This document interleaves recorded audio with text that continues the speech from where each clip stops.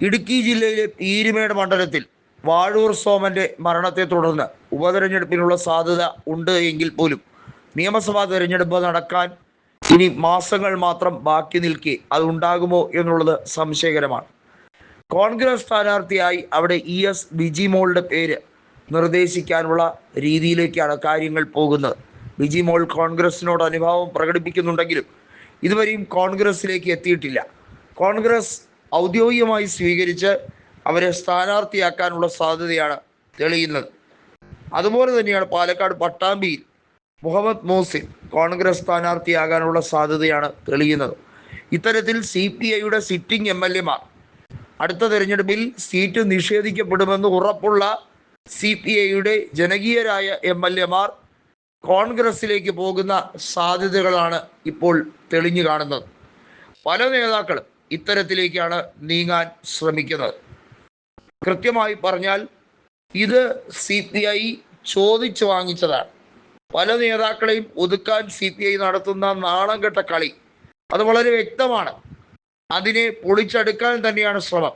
നമുക്കറിയാം, ചടയമംഗലത്ത് മുല്ലക്കര രത്നാകരൻ, M. ഹസനെയും പ്രധാനപ്പെട്ട പല നേതാക്കളെയും, പ്രയാർ ഗോപാലകൃഷ്ണൻ അടക്കമുള്ള കോൺഗ്രസിന്റെ പ്രധാനപ്പെട്ട നേതാക്കളെയും ഒക്കെ പരാജയപ്പെടുത്തി മന്ത്രിയായിട്ടുള്ള വ്യക്തിയാണ്. അദ്ദേഹത്തിന് 3 തവണ മത്സരിക്കാനേ അവസരം നൽകിയിട്ടുള്ളൂ. അദ്ദേഹമൊന്നും അധികാരമോഹം കൊണ്ട് രാഷ്ട്രീയത്തിലേക്ക് വന്ന വ്യക്തിയല്ല. എന്നാൽ അത്തരത്തിലുള്ള ചില ആളുകളെ, അതായത് പാർട്ടിക്ക് അതീതമായി വ്യക്തിപരമായി ബന്ധങ്ങൾ കാത്തുസൂക്ഷിച്ച് വോട്ട് പിടിക്കാൻ കഴിവുള്ളവരെ CPI തഴയുന്നത് CPIയിൽ കൃത്യമായിട്ടുള്ള വർഗീയ അജണ്ട ഇപ്പോൾ പല തോതിൽ കാണുന്നുണ്ട്. ഇത് അച്യുതമേനോന്റെ കാലഘട്ടത്തിലേ ഉണ്ടായിരുന്നു.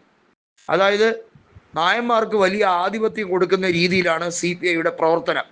നായന്മാർക്ക് കൂടുതൽ അവസരങ്ങൾ നൽകുക, അവരെ പ്രധാനപ്പെട്ട താക്കോൽ സ്ഥാനങ്ങളിലേക്ക് കൊണ്ടുവരിക, അത് കൃത്യമായി ഉറപ്പുവരുത്താനാണ് മുൻപ് CPIയുടെ ജനറൽ സെക്രട്ടറി ആയിരുന്ന കാനം രാജേന്ദ്രൻ ശ്രമിച്ചുകൊണ്ടിരുന്നത്. അതായത് NSSന്റെ മറ്റൊരു കരയോഗമായി CPIയെ മാറ്റി അതിനെ അധപ്പതിപ്പിക്കുക എന്നുള്ളതാണ്.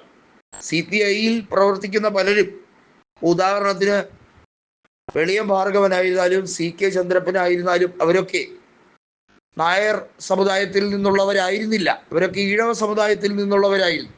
CN ജയദേവനായിരുന്നാലും തൃശ്ശൂർ MP ആയിരുന്ന വ്യക്തിയാണ്. ഒന്ന് ആലോചിക്കുക. ഇതിനകത്ത് VS സുനിൽകുമാറിനെ പോലുള്ള ഈഴവരെ ഒതുക്കിക്കൊണ്ട് നായരാധിപത്യം ഉറപ്പിക്കാനുള്ള CPIയുടെ പോക്ക് പരാജയത്തിലേക്ക് എത്തപ്പെടുകയാണ്. അതായത് പരിപൂർണമായി CPI തകരാൻ പോവുകയാണ്. ഇനി CPI തിരിച്ചു വരില്ല. കേരളത്തിൽ അടുത്ത തെരഞ്ഞെടുപ്പിൽ MLA മാർ വിരലിലെണ്ണാവുന്ന എണ്ണമെങ്കിലും കാണുമോ എന്നുള്ള കാര്യത്തിൽ സംശയം മാത്രമാണ് ബാക്കി.